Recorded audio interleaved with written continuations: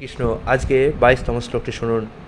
অত বৈ কবয় নিত্যং ভক্তিং পরময়া মুদা বাসুদেবে ভগবতী কুর্বন্তাত্মপ্রসাদনীম। অর্থাৎ তাই সমস্ত পরমার্থবাদীরা চিরকাল গভীর আনন্দ সহকারে পরমেশ্বর ভগবান শ্রীকৃষ্ণের সেবা করে আসছেন, কেননা এই ধরনের প্রেমময়ী সেবা আত্মাকে অনুপ্রাণিত করে। তাৎপর্য প্রভুপাদ আমাদের বলেছেন, পরমেশ্বর ভগবান শ্রীকৃষ্ণের প্রতি প্রেমময়ী সেবার বৈশিষ্ট্য এখানে বিশেষভাবে বর্ণিত রয়েছে। শ্রীকৃষ্ণ হচ্ছেন স্বয়ংরূপ পরমেশ্বর ভগবান এবং বলদেব, শঙ্কর্ষণ, বাসুদেব, অনিরুদ্ধ, প্রদ্যুম্ন ও নারায়ণ থেকে শুরু করে পুরুষাবতার, গুণাবতার, লীলাবতার, যুগাবতার এবং পরমেশ্বর ভগবানের অনন্ত কোটি প্রকাশ হচ্ছে শ্রীকৃষ্ণের অংশ এবং কলা। জীব হচ্ছে পরমেশ্বর ভগবানের বিভিন্ন অংশ। তাই শ্রীকৃষ্ণ হচ্ছেন ভগবানের আদিরূপ এবং চিন্ময় স্তরে তিনিই হচ্ছেন সব কিছুর পরম উৎস।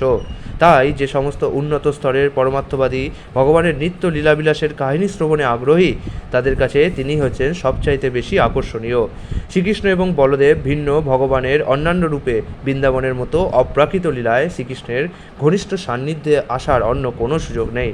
কিছু মূর্খ লোক তর্ক করে বলে যে শ্রীকৃষ্ণের অপ্রাকৃত লীলাবিলাস ইদানিং স্বীকৃতি লাভ করেছে, কিন্তু তাদের সেই যুক্তি সত্য নয়, কেননা শ্রীকৃষ্ণের লীলা নিত্য এবং ব্রহ্মার প্রতিদিনে একবার তিনি অবতীর্ণ হন, ঠিক যেমন প্রতিদিন 24 ঘন্টা অন্তর সূর্য একবার করে পূর্ব দিগন্তে উদিত হয়। হরে কৃষ্ণ।